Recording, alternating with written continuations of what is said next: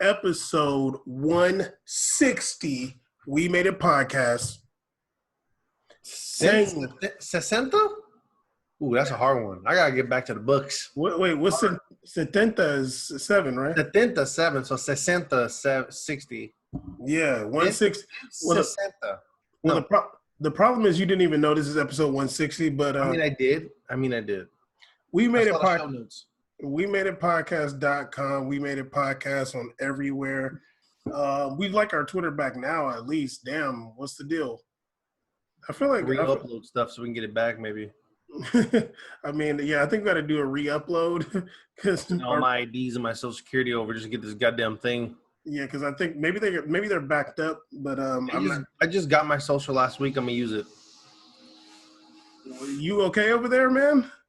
What? You got some sound over there, buddy. Episode 160, we made a podcast. Caesar, don't start doing that. Please look at the video so you can see what Caesar's doing on YouTube. Caesar is out here drinking out of a bowl.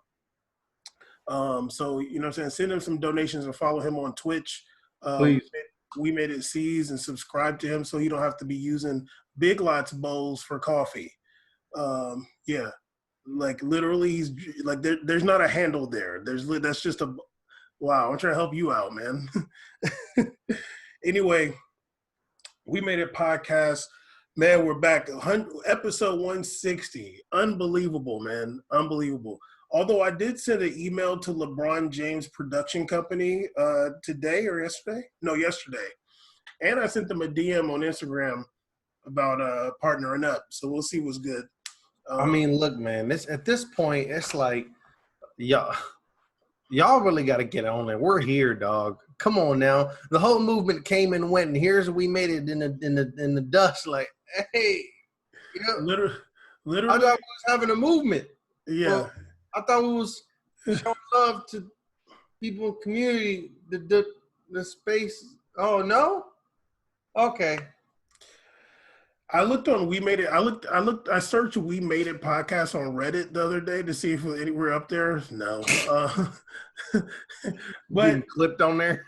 Yeah, but look, we got the best soccer show in the world. It's really unbelievably untouchable at this point. We keep it the realest out of anybody, and then like even more so today. I watched who's it, Barcelona versus Espanyol. I'm like, damn, we're really the realest. We'll get into that in a second.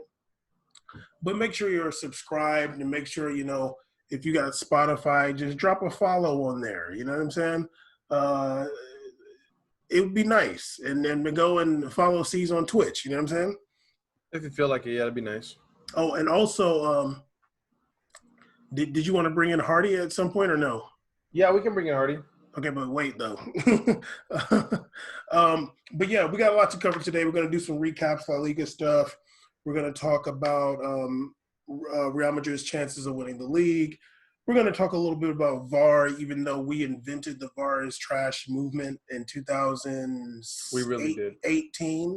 Yeah.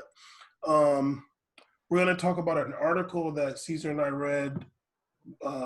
It was an interview with Juninho of Lyon and Brazilian fame. We're going to talk about that article, talking about Brazil, a little bit about MLS. I was like almost hoping we could record later because there is, I think it's Inter Miami versus Orlando City or whoever is playing today, MLS. Did I say Inter Milan or Inter Miami? It's Inter Miami. Inter Miami. Yeah, they're playing today. And I think there might have been a game earlier. I'm not sure. But MLS is back. And hopefully this week we'll talk about NBA coming back. But, man, so much going on in La Liga. It's pretty close right now. I didn't watch – let's see. Real Madrid played Getafe and Athletic Bilbao, and Barcelona's played Villarreal and Espanyol. I watched most of the Getafe match. The Getafe versus Real Madrid. I'm not gonna get all into the whole match, but During this Caesar and I've been talking about soccer. Went to go play soccer yesterday, and we've been talking about it a bit, how good Real Madrid is and how bad Barcelona is. But just a little bit of this match. Real Madrid did win 1-0 against Getafe. In this match, I did put Sergio Ramos got to be the best long passing center back in the game. Hands down. I was gonna do a Cucurella tracker, and I was doing it, but it got kind of boring just because like where he's positioned, he couldn't really get too involved. But he did have a pretty good game. And there's some black dude on Getafe. I think he's number 12. He was pretty good too. I don't know if Varane is hurt, but I guess that's whack of me because I didn't look to see if he played it against Bilbao. But he did go. He did go off in this match. But yeah, in the 79th minute, Sergio Ramos got a goal in the match ended 1-0. Then Real Madrid went on to play Athletic Bilbao. So these are the matches, I guess, that people are saying that Real Madrid gets benefited from VAR. But in this match, there was a penalty, but it was such an obvious penalty for me when, what's his name? The dude stepped on Marcelo's foot in the box. I'm like, that's a penalty, man. Straight up. Every time. That's what VAR is for. I'm like, yeah, the ref didn't see it in the beginning. The VAR looked at it, and they saw the dude step on Marcelo's foot in the box. Like, straight up. So, yeah, Sergio Ramos went on to score that penalty. And I put that there's no controversy on that call. Real Madrid did go on to win 1-0 in that match also. Actually, I put that penalty should have been a yellow card on that dude. He actually got lucky. Mm-hmm. Barcelona has been really whack, just really fast. They did beat the dog shit out of Villarreal 4-1. Absolutely. There was an own goal that Griezmann almost got a tap in off of, but it was an own goal. Griezmann did get a goal later in the match in the 45th minute. It was a nice long chip after a Messi nice little back heel. Luis Suarez had a pretty good goal. Messi put in a lot of work and got the assist on that. In 69th minute, Messi also got a goal, but I put that Villarreal gave up on at that point. And I also put my conspiracy for this match is that they paid off Villarreal. I mean, I don't agree with that. I mean, even watching the second game Real Madrid, Villarreal had, I believe they played Getafe. I think they played Getafe. They beat somebody today, I think, or yesterday or something. No, they won off of a 1-0 off a penalty off of Cazorla, I believe, when I was watching today. Hold on, because I'm pretty sure they beat the dog doo-doo out of somebody. It was 1-0 or something like that, maybe 2-0. Was it a lot? Hold on, let me look right now. I saw the Santi Cazorla penalty. They won 3-1 today against Getafe. So okay, yeah. Well, I guess like, I mean, Getafe is not like stellar team, but I don't really know about the whole them being paid off. I think that's a little extreme. I think one of the big issues I'm seeing with Villarreal is that I don't really know what they're really doing offensively. It's kind of weird. Like what I'm watching, I'm just seeing Anguissa getting like everything up forward. I'm like, do you have like any real like striker set up there? I remember when they used to have our boy dang, what's that guy that went to China? Caesar, hold on, dude. He was a baller. They used to have him. He was good back then. Villarreal was dope back then. Caesar. But they ain't really done much since those days. Caesar, first of all. And I remember actually a year ago or a couple years ago, Villarreal had a pretty good defense as well, too. They had a pretty good defensive line set up. So I don't really know what they're doing. I wouldn't say that, they got paid off for all that, but, Caesar, you're over here talking like you watch Villarreal matches, and I'm not going to let you do that. I watched 2 matches today, and I'm proud of myself. Okay, but I'm not going to let you act like you're watching Villarreal play. Are you? Okay, I'm not saying. You're over here talking like you're watching because you're talking about they got paid off. They don't seem to be that good to me regardless. In the 1.5 matches I've watched, I'm like this. I ain't seen nothing that made me go, ooh. I didn't do that one time. Cazorla looks like he's 45, but he's just short and quick. It doesn't matter to me. Okay, Caesar, first of all, you're so cap. Second of all, Villarreal is like 5th in the league or something like that. Oh, who are they above? Ibar? Wow. Caesar, first of all, I'm not going to let you sit here and talk like you're over here naming the dude that plays for Lyon now. I'm talking about. No, he doesn't play for Lyon. You're over here naming people that don't play there for Cedric something. Huh? Cedric, what was his name? Cedric something? But Combo ain't played there for 2 years. So good. He was a baller. They should have gave him like a full max. This dude Caesar so cap. You're acting like real mainstream pundits right now. Acting like you watch Villarreal. Okay, I'll say it right now. The pundit won't say this. I've definitely only watched 1.5 Villarreal matches this entire season. Thank you. They've played many games. I've watched 1.5, and it's only been during COVID break. So just know I'm not that accurate. But at the same time, my colleague here is saying that he thinks they got paid off. Like, he's watched a bunch of Villarreal games this season, which is funny. So go ahead. I'm basing that off of the match against Barcelona, which I watched most of, and it looked like they got paid off. Allegedly, I don't know if they did, but yeah, you gotta say allegedly. We don't want to, it's already tough for us out here. Episode 160, no sponsors. Look, if there was a match that somebody was match fixing, it was that one. But I don't know. Okay. I'm not gonna agree with that. No, there's been plenty worse in soccer. Soccer's notorious for that. But yeah, Barcelona won 4-1 that match. I can't remember how well they actually played, but I don't think it was that good actually. But against, today against Getafe? No, against Villarreal. Oh yeah. But Barcelona did today being July 8th, Wednesday, yes, did play Espanyol. This is a derby. And I wanted to watch it to see how well Barcelona would play. And a big shout out, before you start, big shout out to the homie RDT, Real Madrid legend. I did put that I want to see RDT ball out. Me too. And I also put the Espanyol better not give up, because I definitely remember matches in the past where they just like give up. And Griezmann did start, so I did do a Griezmann tracker. Oh God, it was so bad.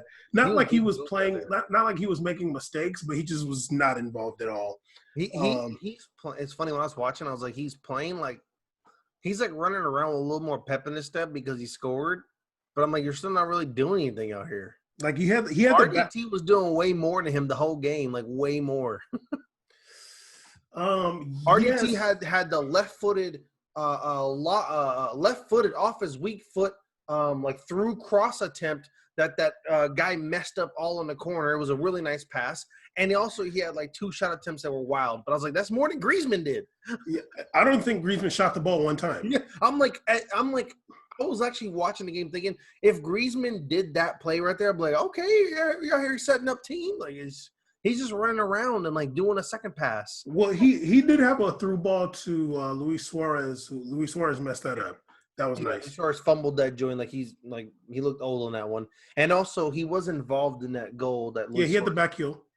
The back heel. Yeah, that went to Messi and bounced off the keeper, and Suarez tapped it in. Look at this dude over here. Look at off them highlights. See, watch. I literally watched the whole game, unfortunately. I was watching that conspiracy. I have conspiracy theories about that game. Oh, really? Oh, because the red cards? The back-to-backs. Okay, anyway, well, the match was boring as hell. Literally, it's just so bad to watch Barcelona. They're literally the most boring team in the Liga, hands down. In the 34th minute, it was like the first time Barcelona did anything good. And Ray Hudson was putting so much sauce on that. I'm like, dog, you watch them play for 30 plus minutes is so boring. And now all of a sudden you're like, oh, look what they can do. I'm like, dude, stop, yo. It's funny because we talked about literally last episode. They just get so ugly when they transition from the middle to the front. It just gets really ugly. It's horrible. And then you don't even know what's in the front. Why? Damn, my shoulder hurts. We literally said it last week. Vidal was literally more forward than Messi, and I just don't understand for the life of me. When Vidal came in that second half, he was already going up all forward again. I'm like, this is ridiculous, dog.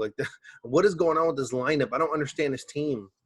I put in the second half, I did put that when Vidal came in, I said, Vidal be in practice, I'm so much better than Luis Suarez. He is. Vidal be like, put me at striker like Llorente was. I pop ball out. Also, Vidal looking mad tan. Sir, you're supposed to be quarantined? Looking mad tan out here, buddy. I know. You looking mad tan. It's a quarantine, buddy. I mean, he usually is, unlike you. Halftime, it was 0-0. There was something at the end. I don't know if you saw Raul de Thomas just kicked the ball out of bounds. I'm like, what the hell are you doing? It was weird. I mean, I'm not going to lie. Raul de Thomas is he's kind of ratchet. I mean, kind of, yeah. The best telling moment for me was he made this really dope run, like literally stride for stride with the fullback. With like no, actually like damn near past burning Jordi Alba, like nice. And then when like he didn't get it, he did the slowest jog back in history. It was the most like back. I was like, sir, your turn. You're ratchet, sir. I know what you're doing. So yeah, halftime it was 0-0. I put boredom. Espanyol definitely had the better chances. So Ansu Fati came on for Semedo in the second half. A few minutes later, he gets a yellow card called on him. Went to VAR. They turned back around with that red card. Now, granted, I thought the red card was harsh. Like, of course you didn't, but I have a fair point. no. Well, Ray Hudson also agrees with you, but I thought it was a bit harsh. Now he did jump up and like leave both his feet. Yes, he got the ball first, but he did hit the dude after. I would have been comfortable with the yellow card. I did think the straight red was a bit harsh. The thing is this is first of all, of course, Caesar. Oh wow, like you hate Barcelona. Look at you go. But let me keep it real with you. You can't do that, dog. You can't do this. For I'm trying to make this point. The thing is like you can't go cleats out, jumping, fucking roundhouse kick somebody, Hey, and just be okay and think that in life you're gonna get a yellow card. It's all gravy. I know, and I even was like, damn, he's like so young, and like I almost felt bad. But you got to do it because, especially with Barcelona in this game, it can get chippy. Like you got to set a precedence. Like you can't let that be allowed. Like you got Vidal coming on there. There's guys that they like to turn up in the game. Like there's no way. So you can't let that slide. Honestly, you can't. Like if he had went on the ground, I think that would have been more able for a yellow. But like literally, dog, you're flying through the sky and you connected not even on a dude's ankle or foot. You connected straight shin. Like you can't do that, dude. You just can't. It just can't do it. I mean, yeah, you can't do it, so you get a yellow card. I mean, honestly. Okay, sure. No, I disagree, and I'm glad Ray Hudson's the real one on me too. I was like, yeah, nah. Ray Hudson. The next one is the one that's fugazi as hell to me. But go ahead. So yeah, 3 minutes after that, there was a yellow card called on some dude named Lozano. Then they went to VAR and gave him a red card too. Now, Caesar, when his foot contacted, I think it was PK, both of his feet were off the ground too.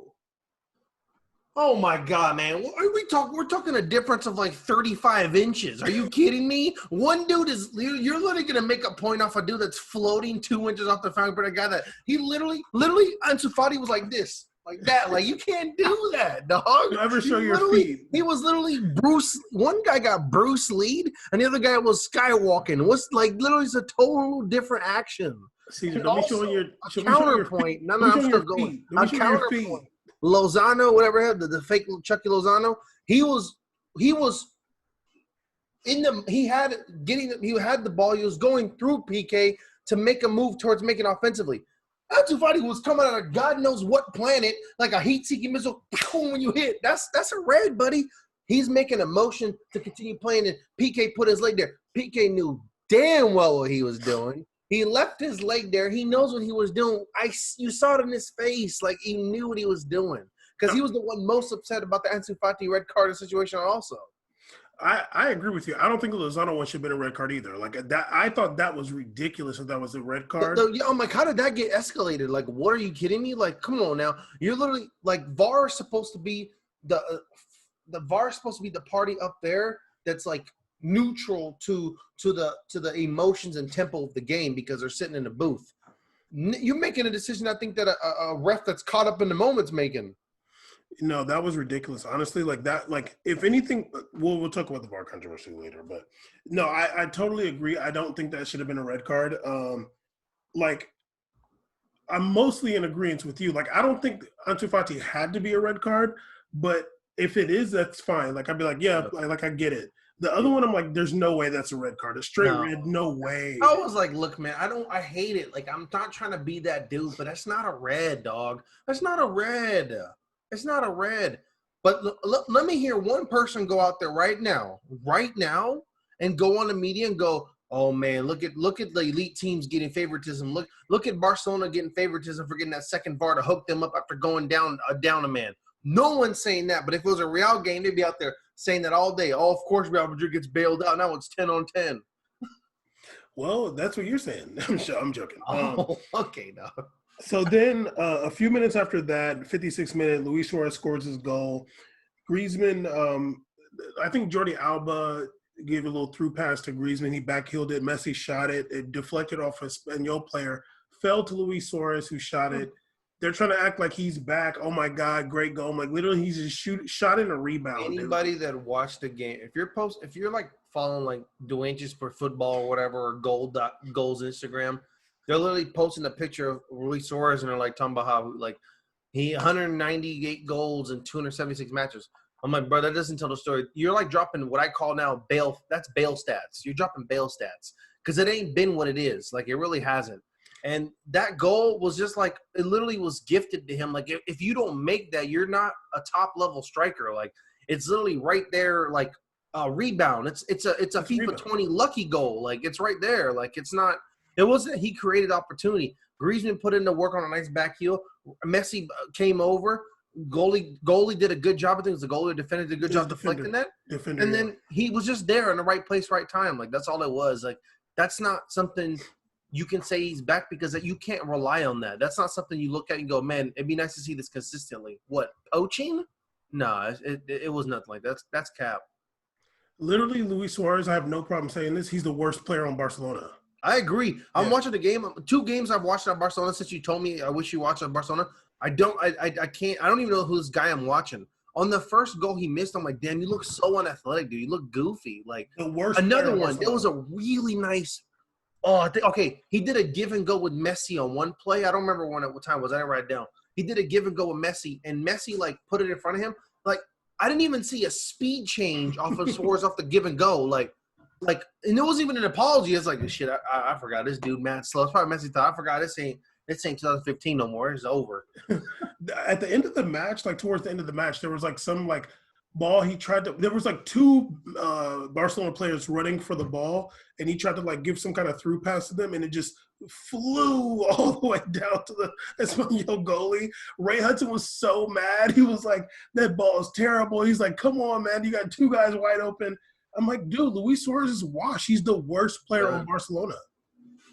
Yeah, he's like literally, like I mean, like we talk about Ansu, I'm like, dog, like someone like Ansu Fati comes in for Suarez, it's like a whole different rhythm change. Like everything changes. Like that guy is like anybody, even RDT would look better out there. Even when Braithwaite plays, it's a whole different. It's weird. Like you're like, wow, is this what a real is what a real healthy striker looks like? Is this dude like Suarez looks like he's overdue to literally be playing where we are? Like he's supposed to be here right now. He's supposed to be playing in this tournament. They got MLS's back and whatever it's called. He's supposed to be in that tournament, like not in a La Liga match. Because I'm watching literally Road to Thomas on Espanyol play.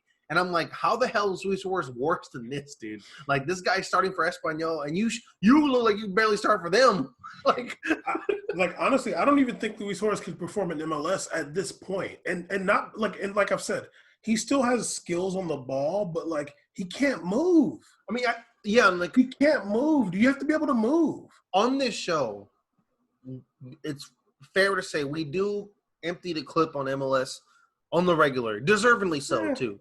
But not that often. But we showed them love. We've done a review of the Atlanta United game before the final. I will say this: MLS does have speed. There's pace. Like there's pace out there. Sometimes they get some players with pace out there, and I'm like, damn, Suarez. I hope you can do better than that jog, buddy. Because any of these leagues you're messing around in, it might get real out here. Yeah, because it's not even necessarily his speed. It's just he can't move. Like his movement is really bad. And I don't mean his top speed. I think like his 0 to 60. All of it. Like it just looks. I just keep remembering the guy I saw before, and it's annoying to me that it's like that's not really. It used to be annoying that the media didn't see it, but it's more annoying that he's still on that team. So, and the only reason I'm saying that is because like. It's like sometimes teams can only be as good as their rival is. And, like, yeah, like Barcelona's right there with Real Madrid. But at the same time, like, it's kind of embarrassing at the same time to see, this guy is playing wearing the shirt, like, for the 9 for Barcelona. Like, as a kid, I'm just thinking of all the 9s and all the amazing players from Kluivert to these ballers that have come through the lines. Eto'o, I'm like, and Messi's. And then Suarez is still there. Like, come on, dude. Like, they should have been got someone like Tyler. They could have got a lot because there's so many options they have. There's so many strikers in the leagues nowadays. It's plentiful options. Yeah, it's just I just don't understand. I mean, whatever. Like they won the league last year. Like that's cute, but like he's just long overdue to not be starting every game at least. Like it just doesn't make any sense that this guy's got to start every match, and he just can't move. At all. Like forget speed. Like even like Griezmann's not even fast, but like it's like. Of course he's not fast. He can't even move, dude. like, come on, dog. Like, it's just like, it's like, dude. You know what it feels like? It looks like his legs are really heavy. You know what I mean? Yeah. Like, it looks like it's not that like, you know, it looks like maybe he has the intent to go, but his legs just aren't going. Like it's like his legs are just heavy, and that's usually either comes with age and a bunch of injuries. And I think it goes back to all the way before that Copa America you talked about, where it's like, dog, like you should not be trying to play out here. Like you're not ready. Like you should have that whole summer off. You should have took a long ass break. It should have been a long time, dog. You should have been just running in pools for like 3 months before you even got out there. Luis Suarez does not need to be starting matches. Like, let him come off the bench in like the 70th minute. Come off the bench. I think he'd be excellent rotationally because he still has a skill set that can do things for a team. But you know, Suarez being a 35 games played season La Liga player, no, like let him sub in, let him come in for the Copa del Rey matches, maybe even some Champions Leagues. You know, you never know what's going on. You need that, of course. You need experience. You got a guy who can finish if the situation's there. Yeah, he can shoot the rock. But like relying on him like week in, week out, like I don't know. Maybe just the way his contract is, you can't afford a second there. Like he's literally the only one. He's getting paid racks there. Yeah, he can't. Like nobody on Barcelona pushes the line. That's why when you watch them play, like it's rough. When I watch Barcelona play, I'm like, there's not going to be more than 3 passes to where there's going to go all the way back to PK. You're literally so right. That's literally what it is. It's 3 passes then bail out, and then all the way back. All of a sudden we're rotating back over. Yeah. Yeah, because nobody pushes the line. Like nobody. Like Luis Suarez either be offsides or just like somewhere around. Griezmann's lost, and then like Messi ends up coming all the way back to get the ball, and then something can happen usually from that. But it's just so bad. Like that's a really good point. It kind of reminds me of the 2014 Brazil team when they had Fred up top. Like he doesn't really make runs. So like Brazil would look really stagnant unless the wings were going. And then the middle's like it just like they would go all deep and then there's nobody there and they come back, rotate it. And you hear the booing because people are over the rotating this ball going back and forth. People are so over it. Especially when the ball touches the center back, they're so mad. Like, are you kidding me, dude? Like, no, we're up here in this line. Shoot it. Yeah. And also, it's like, okay, that'd be okay if they had wingers that push the line. They don't have that either. No, like Messi's a midfielder. Are pushing a line. Yeah, Messi's a midfielder. Griezmann's not going to push the line, and Griezmann's not even a threat, like, in that regard. Like, nobody's really scared of him, like, making a run for real. Like, you're going to catch up to him. If Griezmann makes a run and gets past you, you'll catch up to him. You know what's funny also, like you said, like not only is Messi like playing super deep, I remember in the treble year, he was coming like in these angles towards the middle. Like these angles are being attacked. It's like he's so much more lateral now. Like I see him getting the ball on the right and moving like across the field like this, like across the goal. And like it's just like and I'm like, if I'm a striker and I'm sitting here on the right or middle and I see, damn, my shoulder's killing me. And you see Messi coming over, I'm like, damn, what do I do? Like, do I stay here? Is he gonna shoot? Like, the rotations is all weird. Like, it kind of messes up, and like it kind of goes back to your saying about Messi kind of being on the field and what's going on. I'm like, for everybody else, it's kind of like they gotta just improvise so fast, and like someone like Suarez is not improvising fast no more. That's a slower improvise. And so they're not that good. They're not that good, dude. It's really weird. It's a mess. It's not like nothing like the Pep days or even before that with Luis Enrique, who I thought was a great coach. Not like those days either. It's just really awkward right now. It's very off. But they got that goal, and then Ray Hudson was hyping it up so much. I'm like, dog, like it's really not that serious. Mind, like talking about like the magisterial. I'm like, damn, dog, how? I'm like, damn, a poached goal is a magisterial goal now? I mean, it loses all the value if you're just going to call that magisterial too. He's literally trying to conjure up the days when Barcelona was good, and it's just like it's dog. Like it's not. Well, he said something else later, but Okay. it got really ugly when it was 10 men each. I really didn't want to watch it anymore, but I did. It was horrible. Uh, Vidal came on for Griezmann 71st minute. 82nd minute, Martin Luther Lawrence Braithwaite came on for. I literally know his entire life he's ever been called Martin Luther Braithwaite. Martin Luther Lawrence Braithwaite. He's literally never been called that his entire life, and for good reason too. That's such a reach. It's crazy. He came on late. Yeah, it was 1-0 to Barcelona, but it was a really whack match. Griezmann, first half I put 2 bad plays, 2 good plays. Second half, 1 bad play, 1 good play, which was that back heel. And yeah, just really uninvolved. Barcelona just is a pain to watch. It's just so bad. I can't. I was looking at the calendar. I'm like, is anybody else playing as good? Please God, this is rough. It's really bad to watch. Raul de Thomas, like I think I said this against Real Madrid actually, like he's just like it's a really bad team, and like he does have a good skill set, but you're not going to be able to do that much with a bad team, and maybe he doesn't have the right attitude to play on a bad team. You know what I mean? I couldn't agree more. I think that he needs to either be on a bad, like not a baddish team, but like a mid-tier team with a lot of young, fiery talent, like that's like kind of like go-getter, like team to catch you slipping a little bit. I mean, I could even see him like on a Betis. That'd be kind of cool if he was on Betis. I mean, I could see him fitting on a team like that. Mm-hmm. Like Espanyol, that's rough. Like that's really rough. I'm like some of those guys. Like I'm like they had like 3 opportunities to score. I'm like, damn, you guys are really bad. Jesus Christ.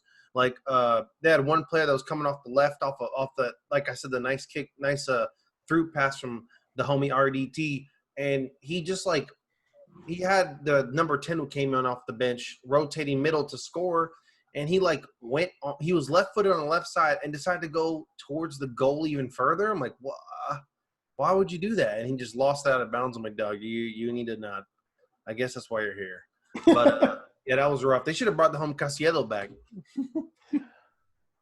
Right? Caicedo's sitting right there in Lazio still. I actually want to see the Japanese dude they got, or the Chinese guy they had, Wu Lei. I want to see Wu Lei play, but he wasn't playing. He came in late. Okay, that's fine. Yeah. But yeah, really ugly match. But anyway, speaking of La Liga, at this point, Real Madrid is in. Well, let me see how many points they're off right now. Actually, let me look at this. But they have 4 games left, 4 matches. Pretty favorable right now. They are with 1 game in hand. So, oh wow, Barcelona has 3. Barcelona's down 1 point right now, but they have 3 matches left. Real Madrid has 4. Real Madrid's playing Alaves, Granada, Villarreal, and Leganés. So they're playing – the best team they're playing is Villarreal, sitting at 5th right now. Granada's in 10th place. Leganés is in the relegation zone, if I'm not mistaken. Yeah, Leganés is damn right above Espanyol from the bottom.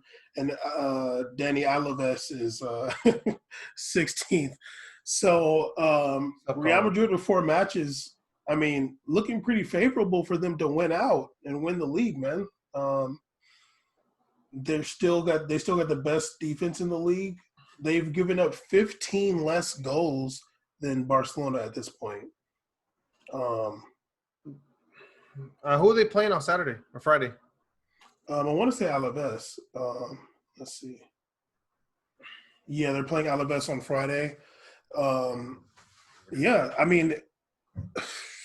It looks like Real Madrid might win that league. And honestly, I know they're only a point up right now, but they have a game in hand too. They have a game in hand as well. It just take honestly, with 4 games left, I would call it a meltdown. It'd take a meltdown to kind of lose that of that'd be pretty bad meltdown. That'd be like dropping 3. You have to drop 3 games in a row. Barcelona has 2 away matches too, and they've been playing pretty garbage away. Who are they playing against? They have 2 away, one against Valladolid. But both of them have, quote unquote, easier matches at the end. Yeah. They got a match against Valladolid. They got a sleeper. Valladolid can catch you slipping. Yes. They got Osasuna at home, and then they have Dani Alves away. You got to really stop calling them Dani Alves. Dani Alves United. And Alaves also, aren't they a Basque team? Deportivo Dani Alves? Yeah. That's a great name now. But yeah, so honestly, at this point, I think Real Madrid is going to win the league. I really would love to see Real Madrid get past Man City in the Champions League whenever that happens, if that happens. Yeah. But I guess it's not really that important at this point. The race is for the league. If Barcelona wins the league, they're gonna act like they didn't play garbage this whole time. So honestly, it would benefit Barcelona if Real Madrid wins the league. It'd be good for them to blow that team up. Yeah, because they really got to make some changes, and it sounds crazy, but I really think so because. And they got eliminated from Cup too, right? From what cup? There's no cups. Yeah, there's no cups. I don't think they're gonna do. Who's doing that, right? I don't know. What's doing the FA Cup still? Because they just had a game recently. Yeah, they're still doing that cup. I feel like they canceled Copa del Rey. They did cancel Copa del Rey. You're right. They did. I remember it. I remember the post. Okay. Yeah. So yeah, I it sounds crazy, but I think that it would benefit Barcelona if Real Madrid wins the league because if Barcelona ends up winning the league, they might act like it was still a good season when it wasn't. And apparently, since their board is garbage, that's what everybody says. That it seems like that's what they would think. They'll bring Luis Suarez back. They'll have Messi, Luis Suarez, Griezmann, Dembele. I guess he'll get hurt, and Frankie De Jong, and he'll just get frustrated and be like, well, "I don't know where to stand." They just can't keep playing this ugly. I hate it. No. I like watching a Liga games and being like, all right, I don't like this team, but I like seeing them play. I like watching Betis play. They're fun to watch. They have some good players. They can get it cracking. Certain teams are fun, but Barcelona's literally not fun to watch. And even as a kid, even all the other years, I was never a Barcelona fan, but I'm like, damn, these games are turned. Ronaldinho was turned. They were fun to watch. This is rough. I'm sorry. This is not good at all. This is terrible. They look weird. Their buildup is ugly.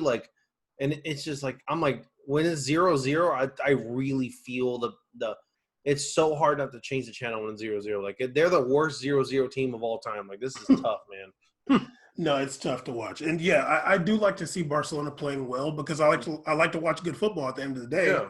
And it's just really bad. I want to see Messi ball out. Come on, dog. Especially with a good team around him. That's dope. Yeah, and it's also they got a lot of old players too. It's damn, dude. Move on from this. And Junior Firpo's not even Brazilian. What the hell? That was the biggest shock of 2020, fam. Anyway, so in La Liga, there's been a lot of controversy around VAR. I don't know why, but you know why? It's funny because it's so obvious that you're talking about VAR because you're losing. So the president of Barcelona, Josep Bartomeu, has accused VAR favoring Real Madrid.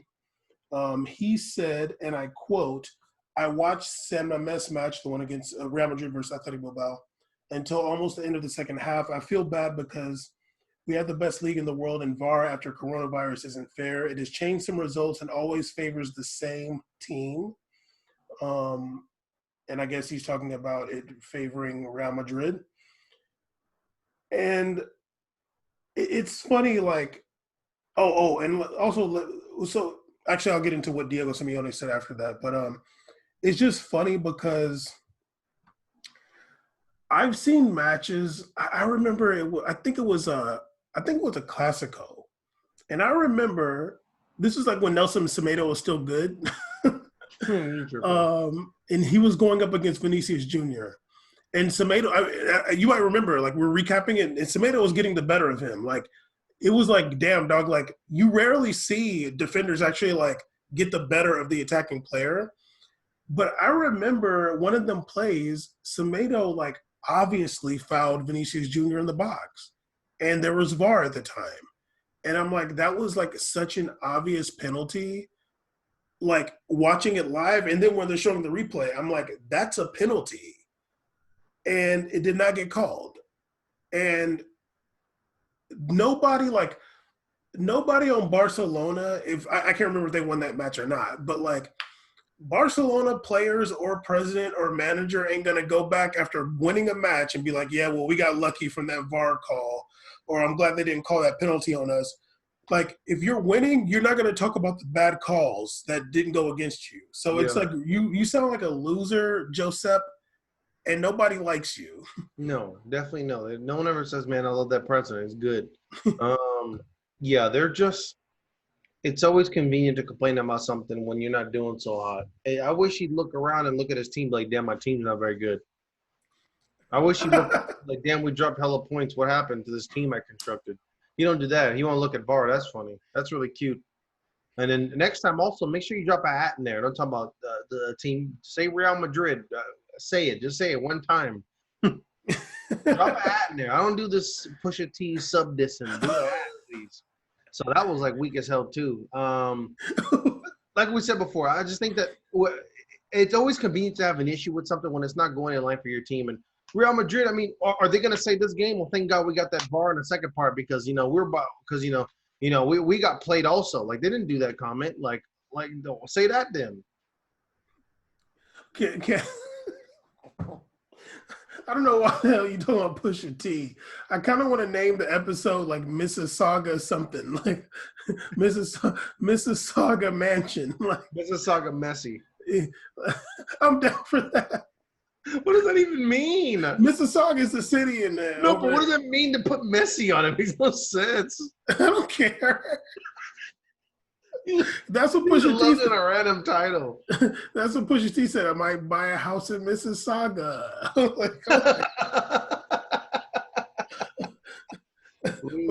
This show is so goddamn random now. I thought you was some big drug kingpin. You gonna get across that border? House in Mississauga.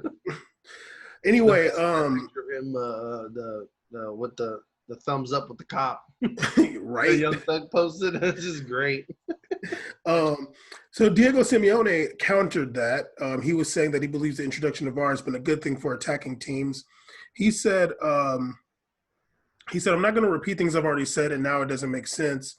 When he was asked about the Athletic Bilbao penalty, which for me was an obvious penalty, he said VAR exposes everything. Before we didn't have the possibility of seeing something again, mistakes can be made.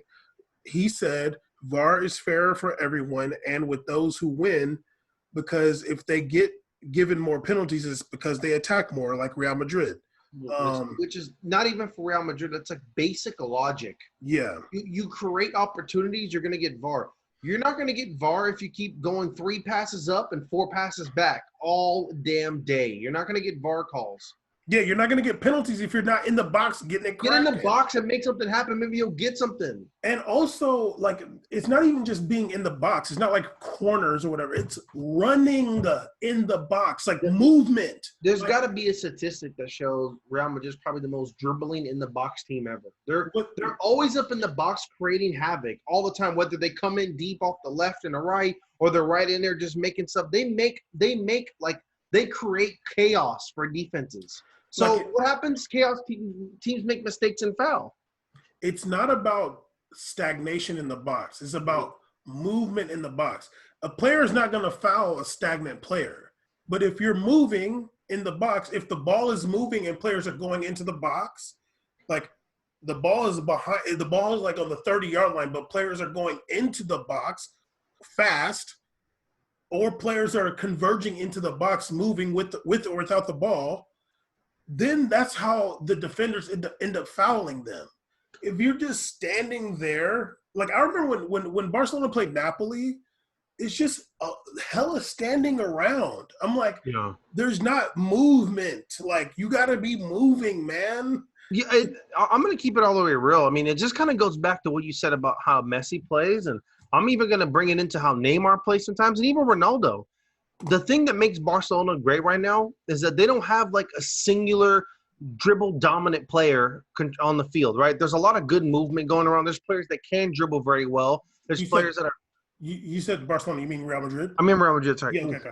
Real Madrid doesn't have like a singular ball dominant player, and not even like a ball winner or ball loser. Really, they just they don't have this issue. I think last season they had that issue a lot of times with Benzema in the box. He was losing the ball a lot, and even in Vinicius, they were losing it a lot last season. This season, it seems to be a lot more passing around and movement, more touches going on, and especially you talked about even Sergio Ramos bringing a lot of touches up forward from the back line.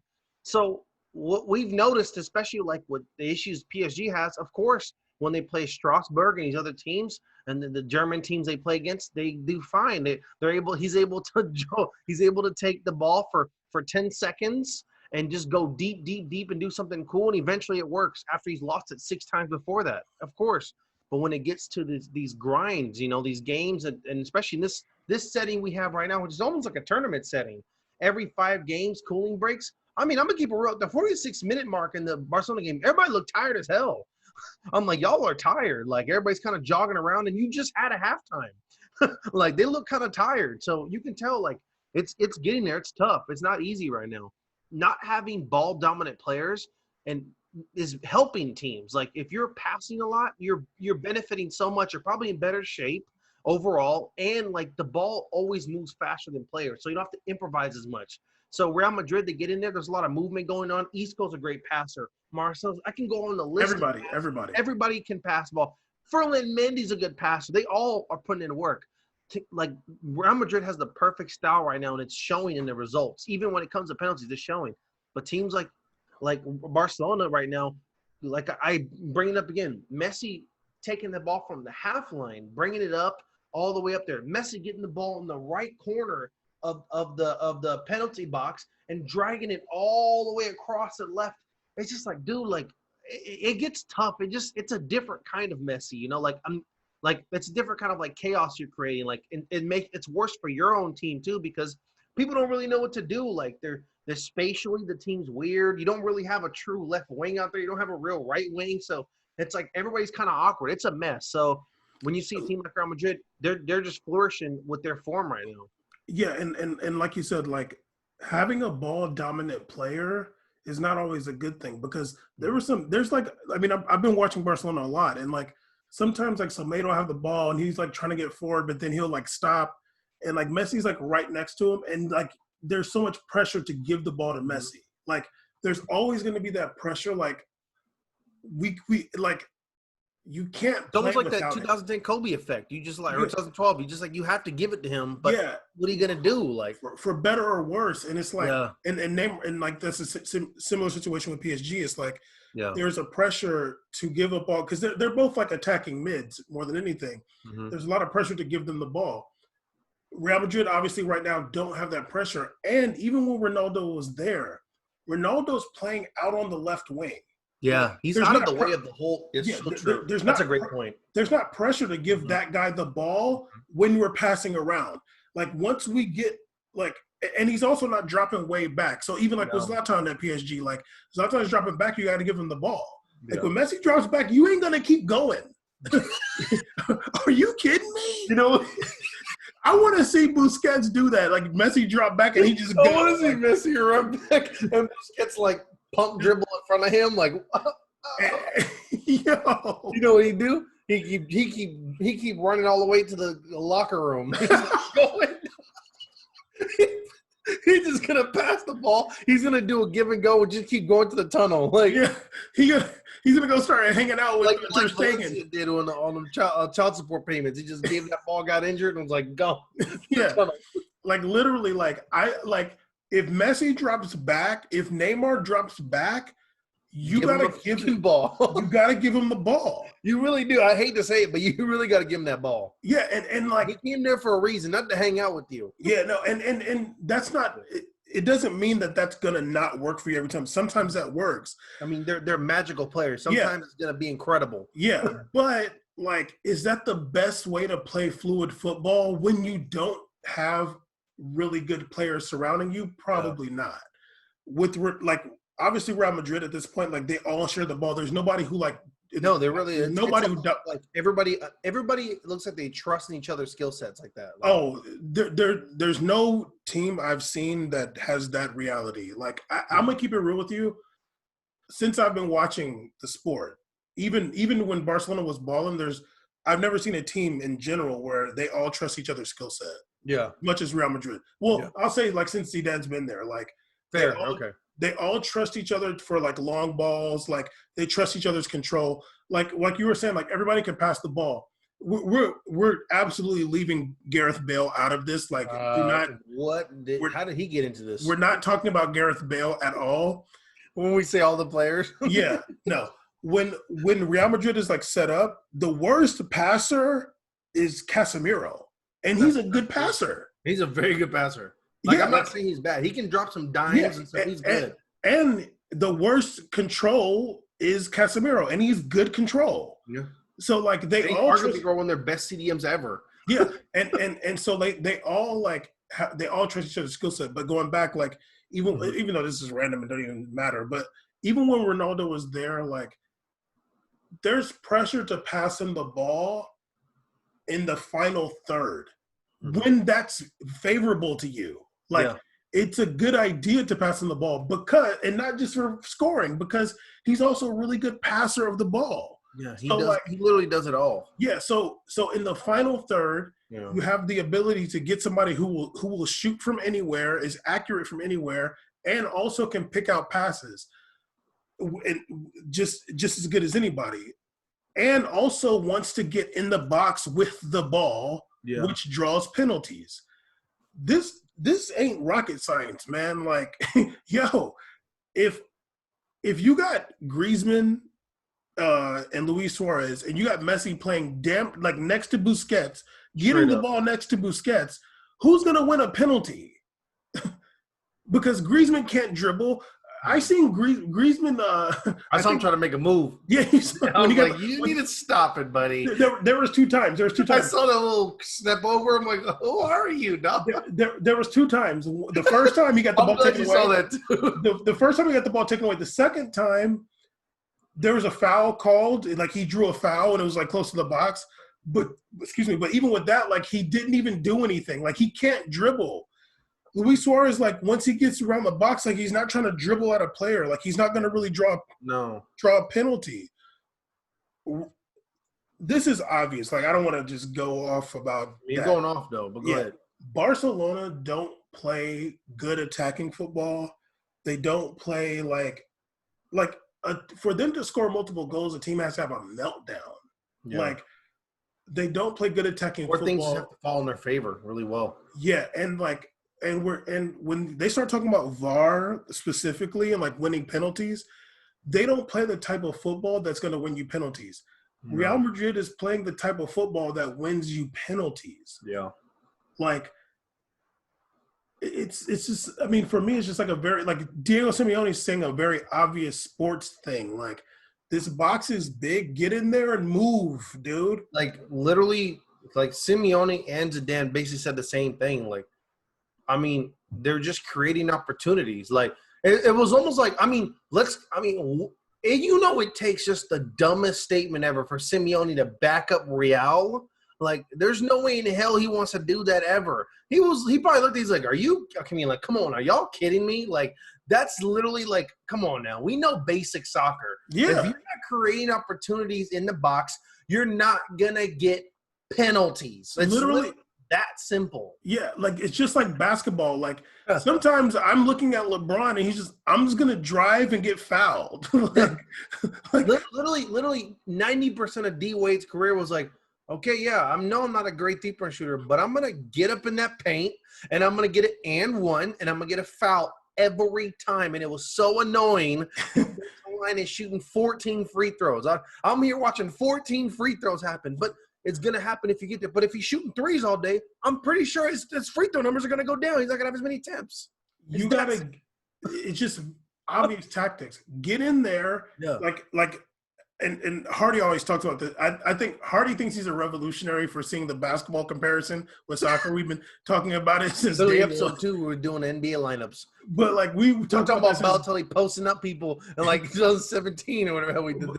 but we've seen the comparisons between basketball and soccer. We've been talking about that since before we even had the podcast. Oh, that's But true. but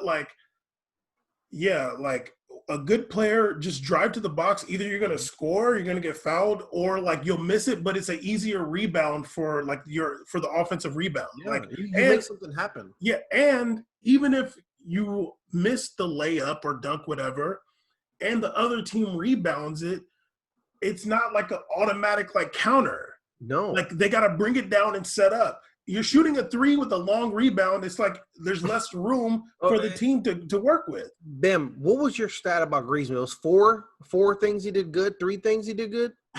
I mean, hold on. Let me look 3 out of 6? It's literally 3 good plays and 3 bad plays. How many one of those plays was in the box? The other one was outside the box where he got fouled. Yes. Listen. What Griezmann, Messi, and Suarez linked up right there, that's good. That's fine. But you did that one time. You did that one time in the game. If you were doing that 3 times a half, not only will your numbers be bigger, but also you would probably have the same VAR discussions. Other teams be whining about Barcelona and Real Madrid getting calls because of this. We'd be linked up yo, you see what's happening here though? That's what it would be like. But it's not. You're literally creating nothing. You have someone's dropping a Barcelona highlight from this game. God knows it's not more than 2 minutes and 14 seconds. There was not much going on in this game, and that's all Barcelona. They didn't make anything happen. No. How you get handball calls? Game that Real Madrid won 1-0, that joint was going. They was going. It was not a snooze fest. It was opportunities being created regardless of the scoreboard. It was opportunities being created. The last 4 games, I think they've only combined to score 5 goals or whatever, not even that many goals. You can look at those games and look at how many shot attempts they have. The first half in this Barcelona game, Espanyol had 3 shots on target. Barcelona has 0. So you tell me who's really out here trying to make things happen. You had 0 shot attempts. You're Barcelona against Espanyol. Are you serious? Name one Espanyol defender. What are we doing? And also, I really want somebody to go back and look how many games Griezmann's played and he hasn't had a shot. Yo, because there's a lot. Literally, this man made millions being an attacker with no shot attempts. What a life! Oh, imagine if you had to show a resume and they said how many shots have you had in the last 5 games? 3. This dude Raul Thomas had 16, and they weren't even that good. Raul Thomas shot that long ass shot. It was on target. He had to save it. Target. He had to save that. How many times did Griezmann make the Espanyol goal? They sprint back to the goal 0 times. RDT had this dude Ter Stegen running back to that goal. There was a couple times Ter Stegen was out there oh Lord, I'm too far up. Ooh. You're not giving that feeling to anybody on the opposite team. So I know we went on long about that, but it's literally it's only facts. And you know what's facts when literally another rival of a team goes, no, that's ridiculous. Literally we play against them. We know what it is. They're just creating a lot more. And that's coming from a defensive-based team, a team that prides its defensive play, where Bam even said that Llorente, the CDM, was playing striker for them. It's nah, dog, they make things happen. How you going to get a handball called? You got to goddamn shoot the ball in the box, dude. If you're shooting a shot from 25 yards away, the defender in the box there's not going to be a handball. No. The defender has plenty of time to get his hand away. Yes. If you're shooting from inside the box, the defender, whoa. Yeah, they do. Yeah. That's how you get handballs called. That's how you get penalties. You're running around. People are moving a lot. A leg gets tripped up. Why? Because there's a lot of chaos in the short space, which is the box. It's a small area. People's legs get tied up. Things happen. Chaos ensues. That's what happens when you're in a box. But when you're taking the ball from the goddamn cusp of the circle in the middle of the ball, and you're dribbling it across the whole field, and then you're driving across the penalty box and doing something past to Griezmann, who's not going to shoot it, you're not going to get a penalty call. It's just that simple. Yeah, and stop crybabying. Talking about just talk about how bad your own team is. I would never have a problem with that. If I'm the president, comments for Barcelona be look, we've been slipping up the last couple games. It's good to get a good result, and what it is. We don't agree with the VAR calls today. fine. I agree. I mean, let's keep it a stack. Where are they doing this? Because this is coming from dudes. I hate VR more than you. We hate it. Like, I don't even want those for Real Madrid. VR sucks. The fact that Real Madrid got these calls on penalties, that's whack to me. I don't like, that's whack. Like that doesn't defeat the purpose of it. That doesn't give me reason to keep it. I don't care if it's 100% action forever. It's ruining the game. They're already sneaking in ads in the damn bleachers. I know what they're doing. They're playing games with me. Get that shit out of here, okay? I don't want those dubs. I want a real one, okay? I want Ronaldo scoring 3 offsides goals in Champions League. I do. I want all the offsides goals. I want all the handballs. Give me all the handballs in the world. I want in the game for Real Madrid to get a penalty off of pressing the hell out the referee in the face. I want them screaming at that ref, and ref gets scared and go like that. That's what I want. I don't want that VAR miss. Huh? What? I don't want them walking around like this and Suarez doing like this in the ref, and the ref's like, this is weak. I'm watching this. I'm like, this is so weak. It's I corny. have to watch this camera pan of the guy trying to talk, and then he goes, yeah. And honestly, I like my last VAR thing. yeah. Can we stop this? Like a 30-minute tangent. This is my last one.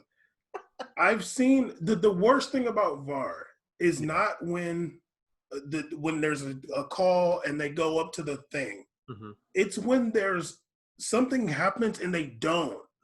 Yeah. That's what I've seen most is like, yo. It's like, really bad. You're right. You're absolutely right. If you're going to have it, freaking use it. I've seen that so many times where I'm like, they did not call that, and that was a something. I don't know what it was. Like, whether it was a penalty or a foul or something. And I'm like, yo, like, they're not calling that. And they're not going to VAR. What's the deal? Because somebody had to see that if I seen it. Yeah. It's really unfair for them to use this to be a situation where they're allowed to pick and choose and use it. That's not how it should go. No, yeah, and I don't even know. Yeah, like, I don't know what's going on, but I'd rather the referee make human mistakes than, like, there's some like technology up there that works sometimes. Like, I'm okay with human mistakes. Like, I've played sports my whole life. I've had referees do bad calls. It's frustrating in the moment. Then you just keep playing. But I don't want somebody going up to something where it's supposed to be perfect and it ain't. Like, nah, dude. No, absolutely not. Anyway. This sport. Do you want to talk a little? I don't know if you really want to talk about it, but we did both read the Juninho article. Like, I mean, it's not like I don't want to talk about it, but I'm almost like want to encourage people to read it more so than talk about it, because it's a lot. And it's not so much. I mean, obviously he's a football figure.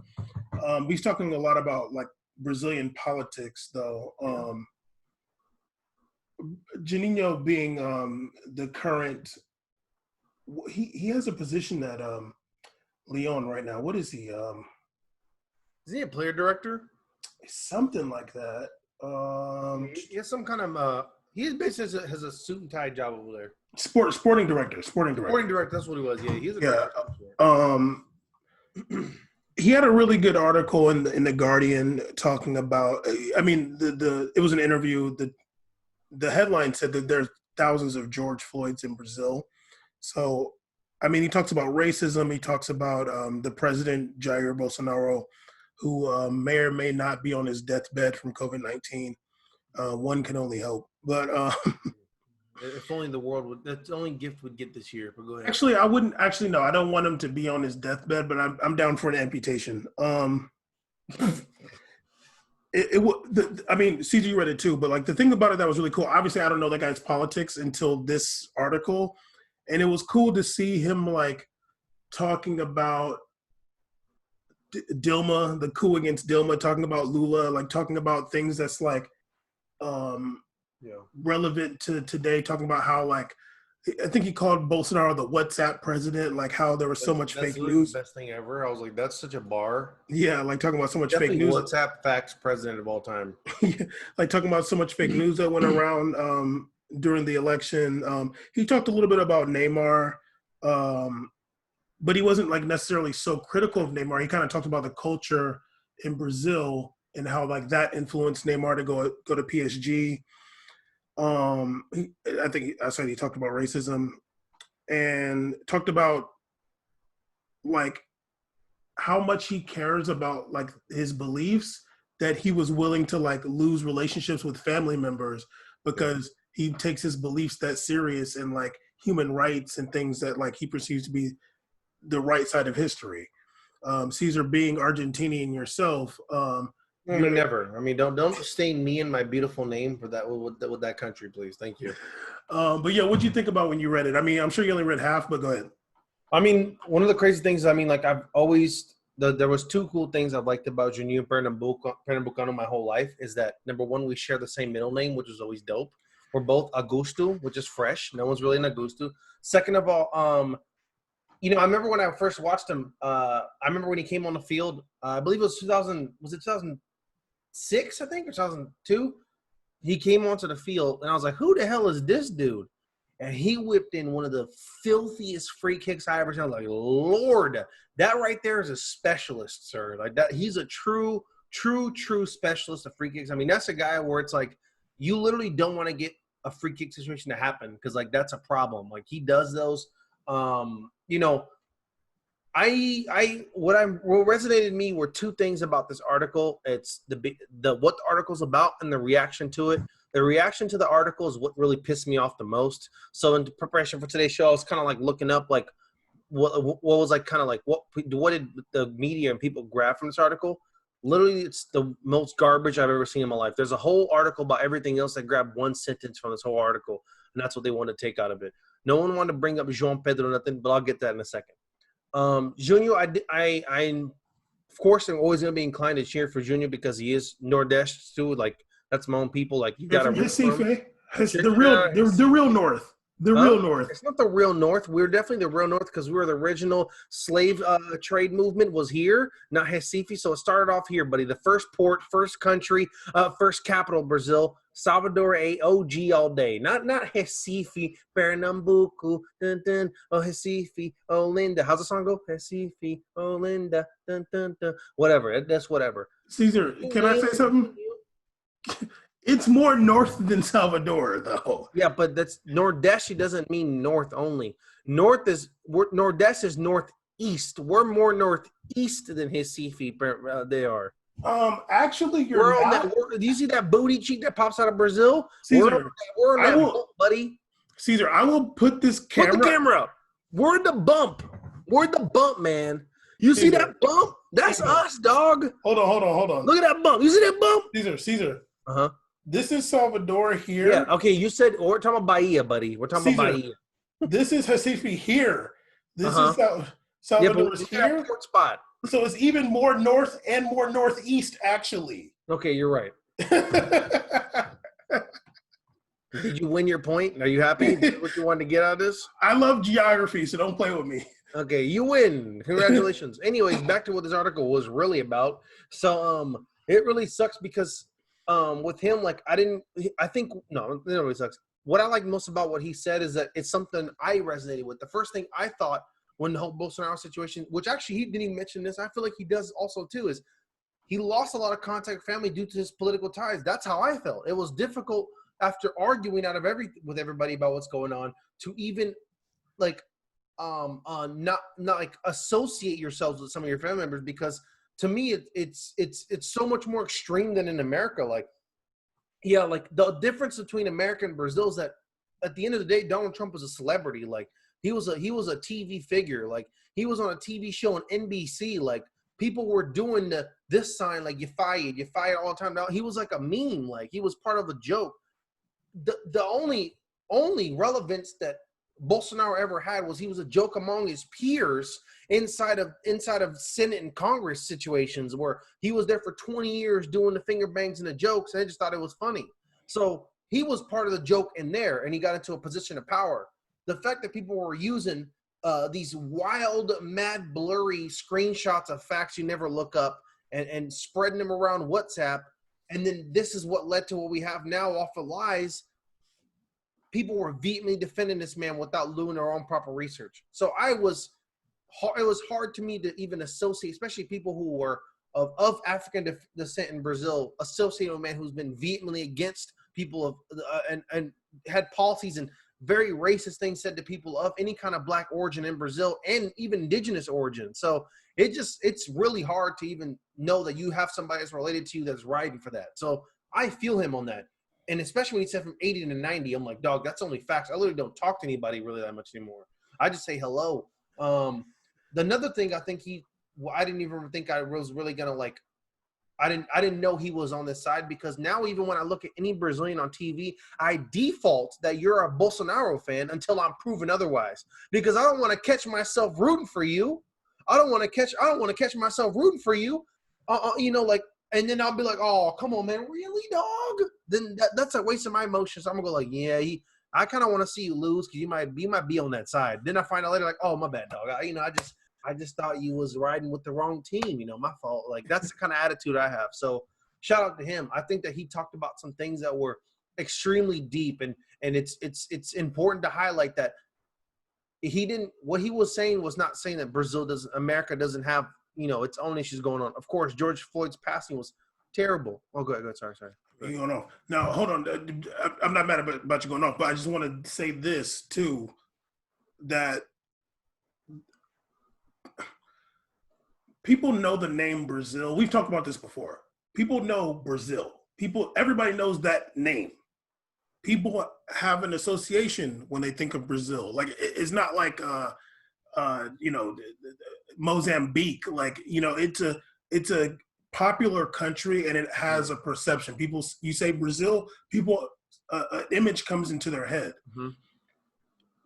And I think like there's a perception with Brazil. Yeah, and I think it was Tarek that was like saying it in the group chat recently. But like I always point out, like, yo, like Brazil's more racist than here, man. like when you're talking about he talked about racism when he's talking about the George Floyd. He's like, yeah, like police brutality, like that's even more of an issue in a place like Brazil, and like racism is even more of an issue in a place like Brazil. Like, people don't know that there's people that look like me that's Brazilian, and that's on purpose. You know what I'm saying? Like, Brazil wanted to create that image already. They wanted that. Yeah, like that's on purpose, that people don't think that I could be Brazilian. Like they're like usually what I mean. Obviously, I've been having all these conversations, but like talking about the Western Hemisphere that was all colonized by Europeans, and like most of it had the slave trade. Like in America, there are certain opportunities that you can have as a Black person, and like a certain level of status and achievements that Black people have had in America that like you just don't see in other Western Hemisphere countries. Like, you don't see dark-skinned people in government and like in high level, like high society. Like, you just don't see that. Even like for me, like when I think about traveling in South America, now we talked about this too, like, yo, like, you know what I mean? Like, look, I'm American. I want to go to the nice places in Brazil. Like, I'm trying to go there too. You know what I'm saying? But I'm like, I'm a dark-skinned Black person. Like, are they going to be looking at me like, what is he doing here? You know what I'm saying? Like, they're the saddest part of everything, regardless of how they look, is that you're dark-skinned American, and they're going to look and they're going to go, oh, he must be American. Like, there's no way one of our own people that. Like, that's what's the worst part. Like, you can't even look at somebody in Brazil and be like, oh man, like, okay, like, or just not even look twice. Like, here, I wouldn't even look twice if I seen if I seen a darker Black person driving a Porsche over here, I wouldn't even look twice. I'm like, okay, like, whatever. Over there, it's like, he's definitely not from here. Like, so it's funny because, like, let's say, like, if me and you are in Brazil, like somewhere nice, and like we go into a nice restaurant, would they be thinking, if he was Brazilian, if I'm Brazilian, I wouldn't even come here? Yeah, it would be like that. Like the Black Brazilian person wouldn't even be like that. I mean, I don't know if it's that serious, or in Ecuador or like these places. Like, I don't know, and I don't want to put that level of racism on them necessarily. Like Peru or Brazil or whatever. We're suffering out here. Like, I don't want to put this level of racism. Nah, they're going through it too. But we're the only ones. But would it be that, if he was Peruvian. He wouldn't even think he could come in here for real. So he's got to be from somewhere else. Is it that damn racist? I don't know if it's literally that. It might be, to be honest. To me, it's more in line with there's no way in hell this black dude has money. That's what they that's what it is down there. Like down there, like the number one assumption is that you're honestly, I don't give a fuck what anybody thinks. Number one assumption, you're black, you're poor. That's the number one assumption down there. Like there's no way you have money. Like there's no way you have money. There's no way you have money if you have tattoos. No way you have money if you color your hair. Like there's no way. Like you're black, so you're poor, or you must have stole something to get here, or you must be using a credit card to hang out here. But get out immediately. Like that's kind of the notion I feel. And I mean, like I'm not gonna really speak on like me because I don't think I'm fair. I don't spend enough time there. I only have my experiences in my months that I spend there with family. Then I leave. You know, You're not like dark. You're bleaching recently, so like. Okay, first of all, I'm definitely broke to bleach. Also, I'm not Sammy Sosa out here. But I do want to say, like, in Brazil, like you blend in. You know what I mean? Like, I don't ever go to Brazil. It's crazy. In Brazil, I feel like I feel, and I mean like just like race wise, and not like nationality, race wise. I feel so much I feel so regular in Brazil. I don't feel different. Like the only things I feel that maybe stick out for me is like my height, or like even I have tattoos sometimes. I'm like, well, this is why I stick out here. But like in America, I see myself being different so much more in spaces. And in Brazil, like if you just go to Salvador, like I'm thinking in Salvador, I'm like, dog, like there's 1,000 people here that look like my cousin. Like that'd be the first reaction that you get here. You'd be like, God damn. You literally say we run deep around here. It's a lot. Like it's really a lot of people, like a ton of people of African origin, like, and just black in general. Like African Brazilians are high numbers in the country itself, and that doesn't just mean like in Salvador. From Salvador to the deep farmland, like they're all over, you know, and it's something to be said. So when someone like, you know, Juninho, who, you know, it's Juninho is not a black Brazilian, that especially I don't know his family background, but he's wouldn't be considered a black Brazilian. Him speaking so passionately about how Brazil treats its own people, how Brazil treats, you know, and it's beautiful to hear. And honestly, is it really shocking to hear this from a man who's from the Northeast? I mean, like probably coming up, he probably felt like a minority himself among his friends, especially in sports and coming up. You never know what his coming up was. So him feeling that, being around that, you know, it's that kind of that's what you need to see. You need to hear people like this. Everybody can talk about, oh, they're just whining about it. Like this is a man who isn't like part of that circle in Brazil and is speaking about how this isn't how we should be treating people in general. Brazil from the beginning has always tried to whitewash its country. Like it's tried to be Eurocentric since I was a kid. Even I remember as a child, my family and friends would get so excited about this like soap operas coming out about like the old days and the farmland and the slaves and how beautiful these stories are, and a story about like this slave master who falls in love with like a slave woman. I kid you not, I remember being a kid and being like annoyed, like I'm like, I don't want to see that, like especially when you watch TV. I remember I would get less than a handful of actors that I would be like of any African descent. Everybody in Brazil that's famous is somehow like is not of Africa. It's like Wagner Moura or all these other big celebrities, Ana Carolina, like they're like some kind of playboy in America, like or something like that, or like some kind of actress. Like that's what comes up in Brazil. The people that I remember are literally, I still bring up the same two actors. That's like the only ones I can remember. They've been acting since 2006, and that's Lazaro Ramos and Thais Araújo, like the only ones I can remember. And it's been many years since they started doing theater and film. So that shows you how many people come up all the time. It's not a lot, you know, and we're not even speaking to other populations in Brazil, which are big. Even the Asian population, there's so much more to Brazil. But we have one perception. When you say the word Brazil in any other country, when I tell somebody in Brazil, the first thing they want to do is smile at me and tell me about some beach. That's what they do. They want to tell me, oh, man, like they're so beautiful, and oh, the beach, it must be so nice. Yeah, you know what? Honestly, 2003, it was cute to do that. It was fun to do that whole, like, yeah, I'm Brazilian. Ha, yeah, it's dope. Honestly, no. There's so many goddamn nice beaches. I'm over that. I'm so over that. Like Brazil is much more than a beach. Brazil is so much more than that. Literally only one side of the country is a beach. You do an online quiz, no one even knows what the hell Brasilia is. People don't know what Manaus is. People don't know about the Amazon. There's people that told me the Amazon isn't in Brazil. I'm like, dog, like, what are you doing? So it's so much more to this country that runs deep than Bam's jokes. So we I think that First of all, hold up. First of all, Caesar, don't play with me. You know I go hard Brazil. On Brazil, we know. No. Caesar, you know that I got love and information about and Brazil. hate on Brazil, yes. So, anyways, don't want to see. We talking about black people. Don't want to give black people no credit. I'm over here talking about black people worldwide. I used to be talking this. Oh, Caesar, check out this Brazil thing. I was in. We used to. I will say this. You've literally taught me about Brazil before, and that's I will give you that. You've taught me about things about Brazil. All right, so the episode opened my eyes about my own country. Episode 160. You know what I'm saying? I'm joking. You're close.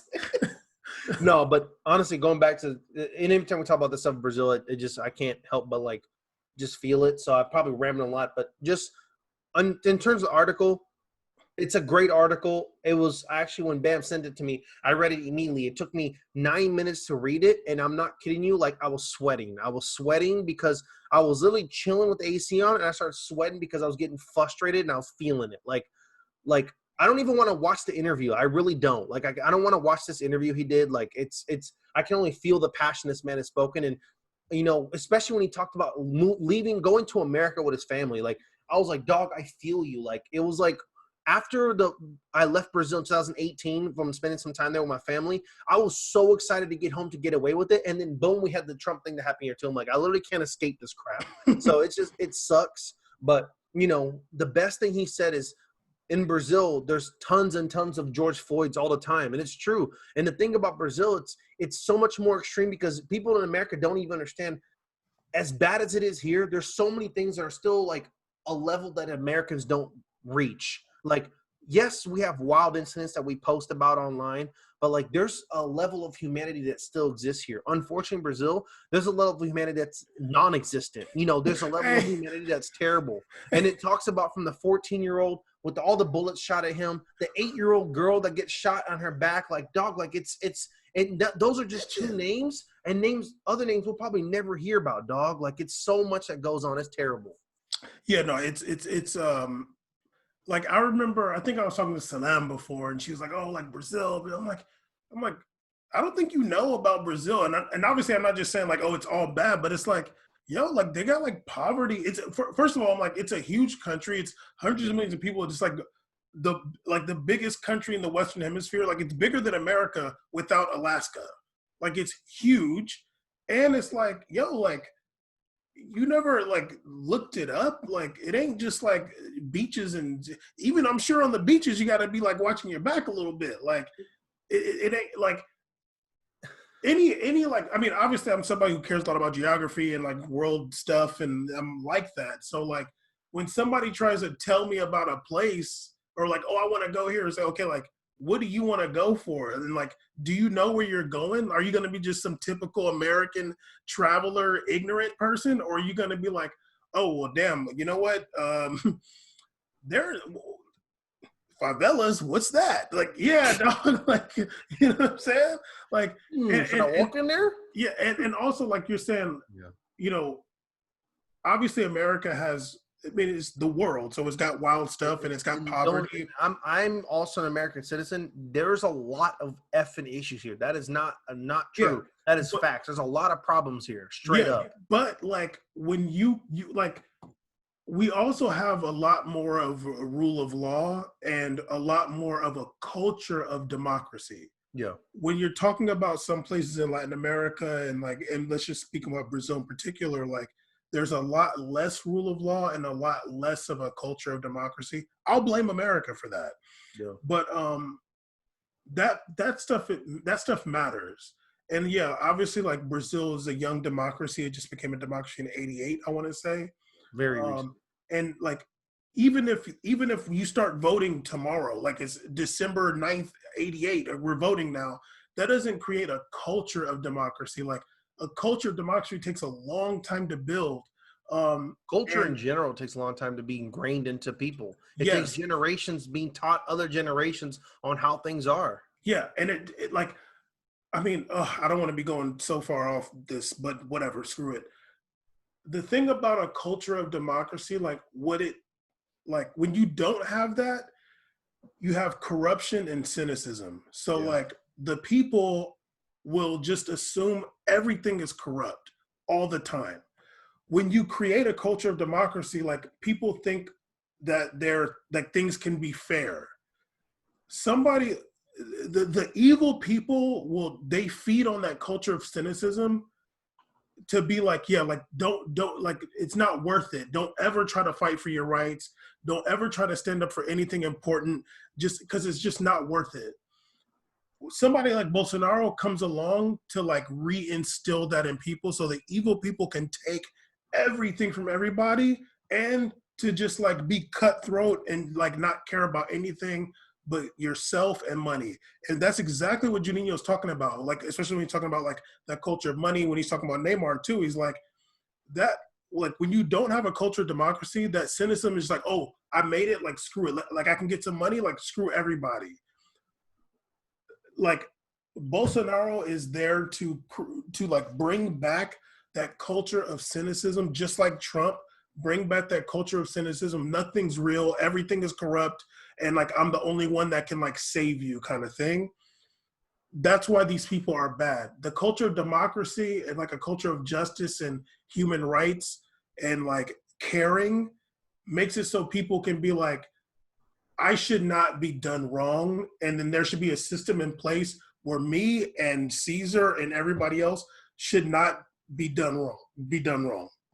And going off to the reactions article, the most annoying thing is Mm. everybody's grabbing to, for example, the Sun stating that this is a scathing article, a scathing Neymar slammed as money grabber by ex-star Juninho. Like, dog, this article was long as hell. Literally 2 sentences were probably about Neymar. And it wasn't, I'm going to keep it a stack. I didn't even get offended, but I didn't think it was bad. He was actually just talking about the culture in general. Of not Neymar is the prime example because he's the biggest Brazilian player in the world. He's probably the highest earning Brazilian athlete of all time. He's the face of Brazilian soccer. He's an international star. So the thing with me, it's like he's talking about the culture in general of young Brazilian soccer players. Play here, play locally, do your thing. And when that first offer to go to Europe comes, dip to make money. But it wasn't about what, and they're making it seem like he's ripping on Brazilian culture and everything. No, he's saying that's the culture that's been developed here. And someone like him, he goes there, he attributes this life, and he's in seeking of this because him and generations of his family have never had access to this type of wealth before. So they're on a journey towards this. In no way is that a diss towards somebody. That's not even a diss towards Neymar. How could you ever? I mean, even on the show, from the drama of the China soccer player movement where they were buying all the players, people getting mad. The number one thing said on here is like, I'm never going to be mad at anybody for going and get the most money possible. You have a career that lasts probably 15 years. On average, it's even down to like 5 to 4. It's super low for averages. Go get as much money as possible because in your current, where you live in your country, things aren't doing so hot. Things are not so good. People like Adriano we talk about, he made so much money that he's still good right now. Like he's still able to live a good, happy life. And where he's from, that was never an option before. So I'm never mad at that. I'm never mad at Neymar. So he's talking about the issues Neymar's going through. Of course, Neymar's going to go through growing pains. He doesn't know there's different things. But go ahead. I just want to read. I want to read. Read it word for word. Yeah. So he says, look at Neymar. He moved to PSG just because of money. PSG gave everything to him, everything he wanted, and now he wants to leave before the end of his contract. But now is the time to give back, to show gratitude. It's an exchange. He says Neymar needs to give everything he can on the pitch to show total dedication, responsibility, and leadership.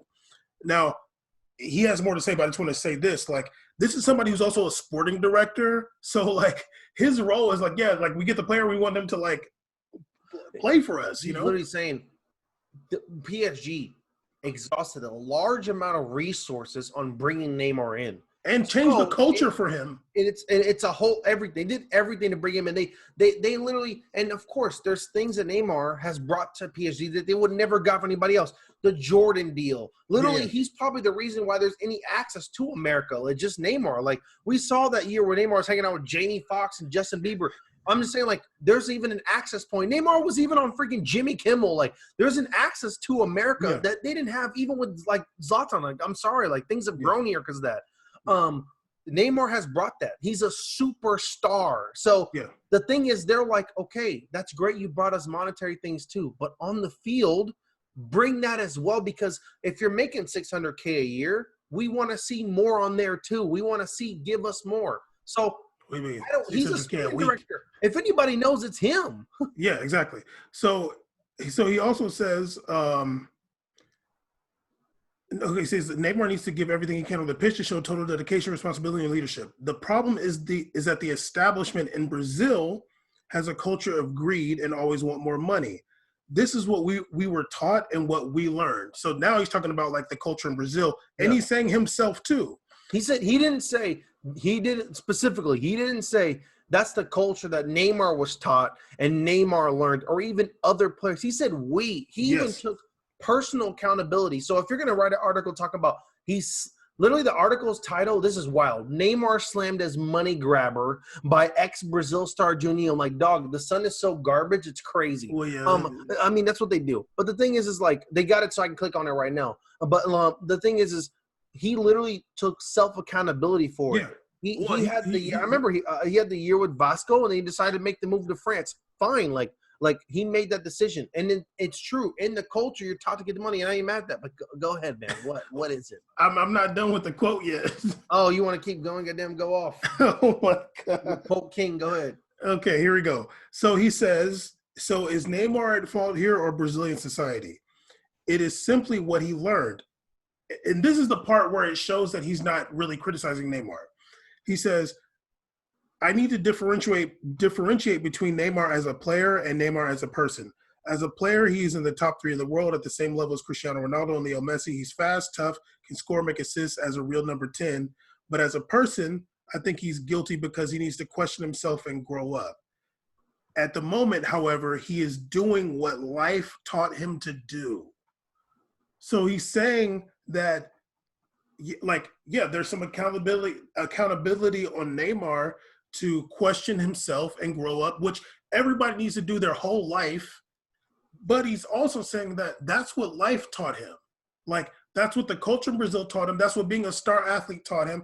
That's what, like, all these yes men around him taught him, is to, like, be this guy. And granted, like, we've seen some of the bad aspects of Neymar, but I want to say, like, this season, it's been better. Like, for me, like the summer and like the early part of the season was pretty rough. I'm like, damn, dog, you're pretty whack.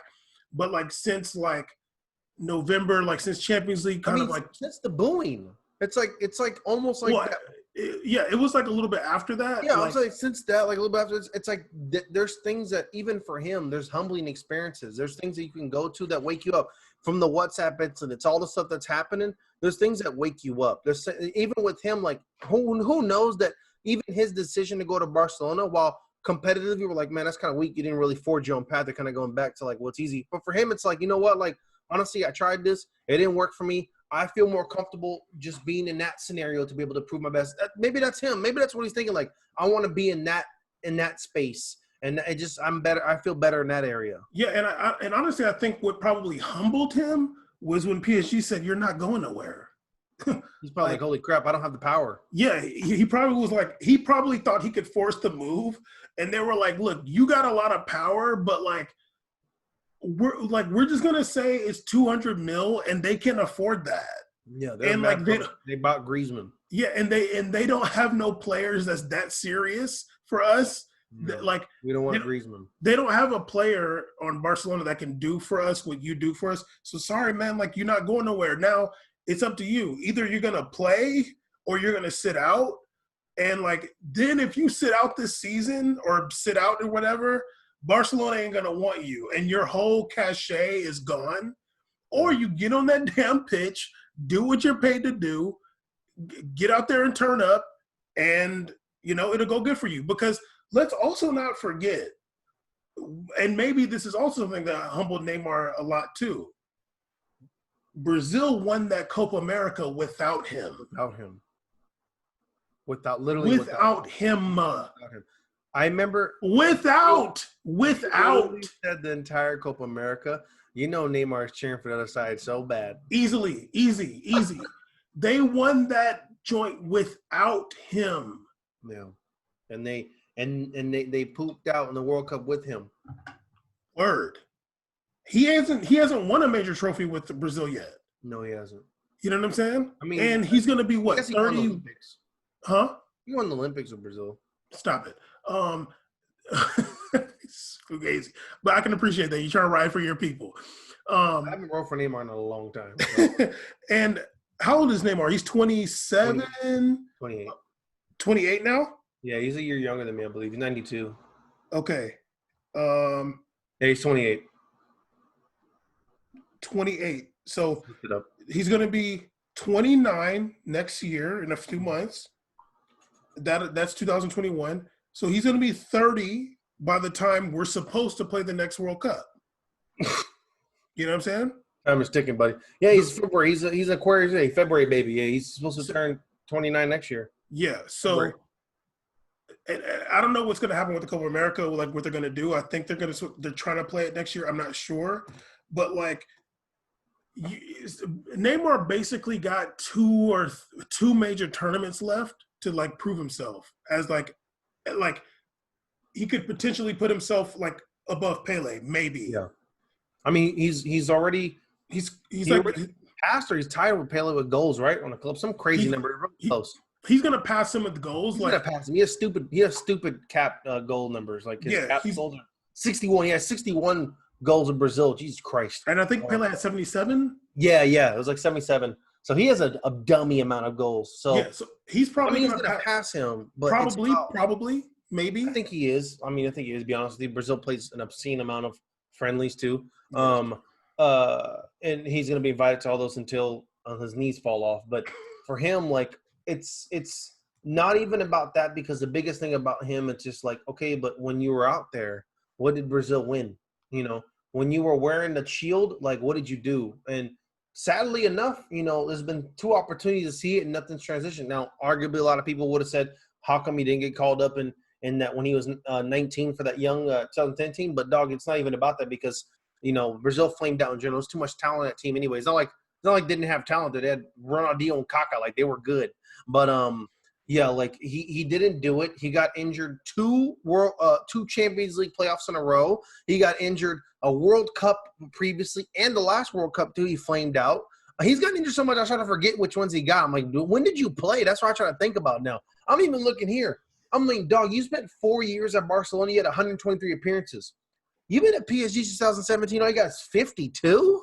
Can you play some games, big dog? Jesus. What do you got? Nobody got a lot of time on WhatsApp. You got too much time on your hands, dog. You got to play. So, he's quite the figure. I think almost to him I think with him, it's like Brazil has so much going on that like that energy Brazil used to have, the animosity towards him is not really there unless he pops up. Like before he was the focal point, and it's like now it's like there's so much crap going on. It's like he's not really a focus right now because Brazil's not playing and he's not playing. So, it's almost good that he's going to get this time off. He tends to get injured a lot. Maybe this time off is good for his body. He needs to just chill a little bit, and we'll see what happens in July when they resume the tournaments. And now they have a friendly coming up against some Le Havre or something like that. That's some friendly coming up. So we'll see what's going on. And his comeback. But like Juninho said, I don't think the article was anything about it wasn't even about Neymar, to be honest. He was just going off on a tangent, speaking about culture in Brazil and how it is for young black Brazilians and what the culture is for athletes and what's going on with the João Pedro, and probably brought up some about things related to Mario Franco, all these big things that happened in Brazil recently. And that's all tied into the BLM movement that happened in the United States off the cusp of George Floyd. So there's a lot going on in this discussion point. Neymar wasn't the focus point. So Is Neymar black? That's the question. That's the real question. And also, like I guess PSG I'm was looking. like, I don't know. Can we ask him that? I mean, is his son black though? I don't want to talk about the man's kids, but going back to what he said about Neymar and like I guess PSG was mad because he said that Neymar went to PSG for money, and I'm like, dog, like stop it, dude. Like, can you stop? I mean, what do you go? What do you go for? You guys for your accolades, bro? Get out of here! Come on, now. Stop. You went to the number 3 ranked league. Like literally, you were the 3rd league on the list. We just like y'all so much, we put you over Germany. I bet a lot of the world doesn't even do that. I like France more than German league, but there's a lot of people that wouldn't do that. You know, nobody. So he definitely never heard of Strasbourg in his breathing life. He was out there playing these games in Germany, not knowing what's going on, crossing the border. So it's really like, let's keep it real. He didn't go there he didn't go there because of your accolades. He didn't go there for the steam. You can't even tell me he went there because of Ronaldinho. Ronaldinho didn't come from Santos. So it's not even because of that. So Ronaldinho came out of Gremio, homie. So it's not even about this path. So it's you had a bonkers amount of government aided money that they got to drop to bring in Neymar, okay? And then after Neymar came, then they got Mbappe. So it wasn't even like these players were there. They got Mbappe after that. They loaned for him, questionable, and they got all this stuff going on. So that's different. So like PSG just doing that because they want to have they want to act like they have some pride or ego going on. Like, dog, just chill out. We know what it is. You don't got a cap. Just stay quiet. Yeah, and it's unfortunate that they tried to, like you said, like they're pointing out the Neymar thing, which it was not. It sucks. The article has so much to it, so much good stuff. It's literally not the focus of this whole interview. Yeah, and it's actually not really critical of Neymar, and I think to say that someone should question themselves and grow up, like that's like somebody say that about me, I'm like, yeah, you're right. Like there's a lot of things I need to question myself about, and I should be more mature or grow up about. That's not an actual criticism. And it's not something that every media person hasn't said about Neymar.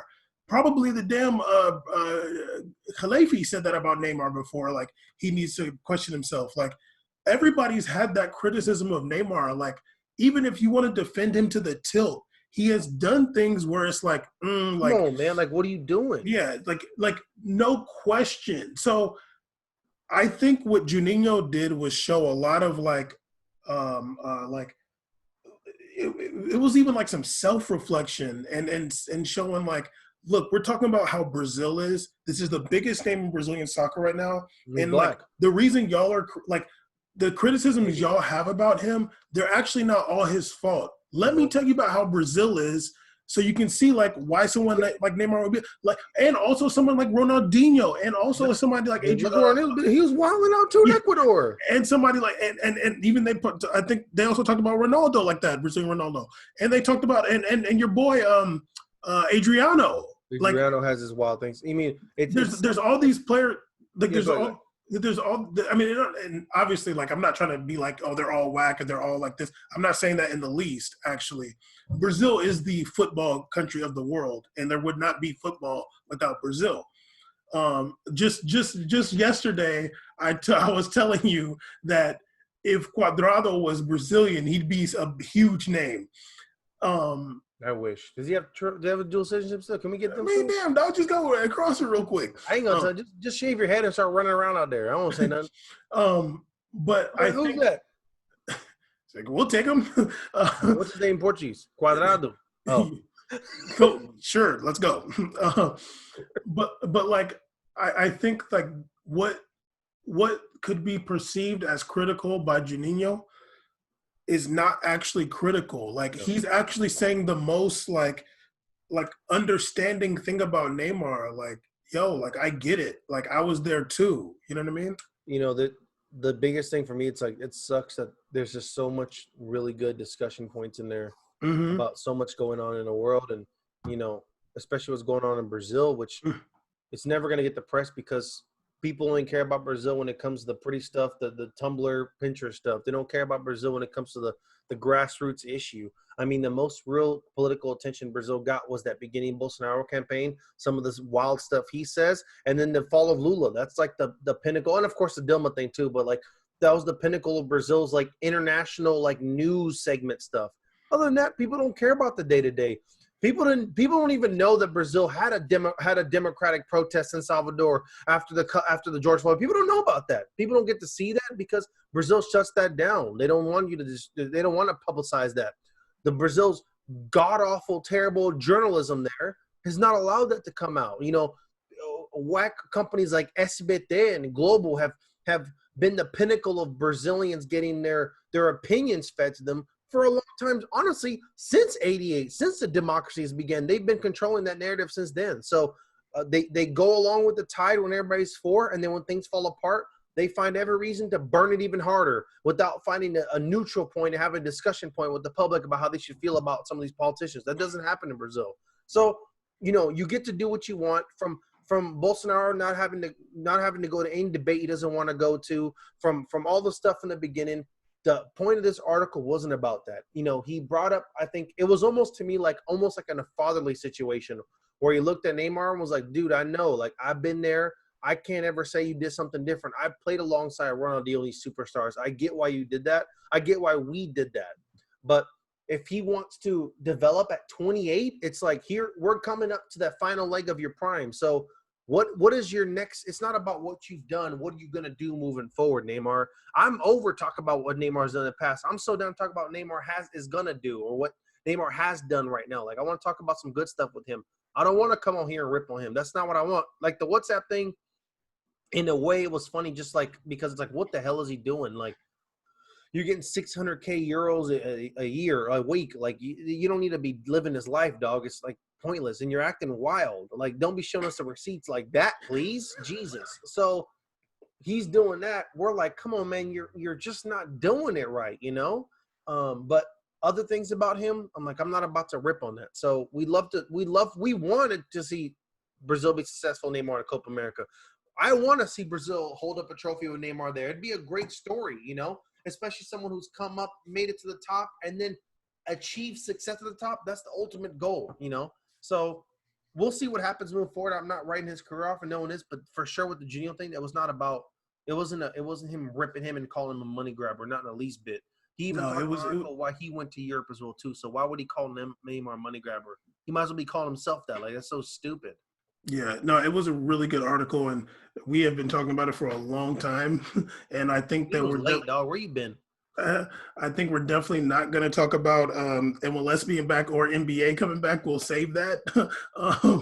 But yeah, it's a good article. Everybody should read it. Just for some insight into what Brazil is like. Yeah. But yeah, episode 160. Damn, are we going to name this something about Rollo getting out? Yo, all the big news. Heard about Rollo getting freedom bail. All right, let's go, Rollo. Back in the streets. We needed you, sir. Okay. Now, he got a song that just came out with Trouble and Derez Deshawn. I don't really care about their verse, but Rollo's verse in the beginning go hard. Here you go. I mean, what was that song you were always singing? They don't let us in, but I promise that we gonna win. Yeah. This is just garbage. Anyways, free Rollo, though. I'm happy. I hope he gets to bust that bail and get out of there. Yeah. So we're gonna call it They Freed Rollo or what? No, we're gonna call it Pusha T, Mississauga Messi. Mississauga Mansion Messi. Yeah, I'm gonna Photoshop Messi in front of a mansion and a fake and in front of a mansion. Okay, but either that or we're gonna do They Freed Rollo. We really want to do They Freed Rollo, don't they? I want to do They Freed Rollo with a soccer shirt. Damn, can he wear something? Ooh, he might have one. Okay, I don't think so, dog. I don't think so. They be rocking out here in Atlanta. Where's Rollo from? He's from Atlanta. If he's wearing an Atlanta United shirt, that'd be great. I don't know. He's been in jail for a minute. I don't know if they were out yet. Oh, stop it. He has been. The first comment I saw on the Rollo post was like, damn, he's really been locked up for a while. It's like, people were just like, oh my God, he's been gone for a minute. Jeez. Oh, yeah. You missed a lot, buddy. You went in before 6ix9ine and after. Lord, you've been in there for a while. Get the hell out, man. Damn. What'd you do? Oh, $1 million of weed on a private jet. That's what he did. It's literally people are doing. Literally, they're telling people to smoke during the quarantine. Like, what are we doing right now? Exactly. Anyway, episode 160. Holler.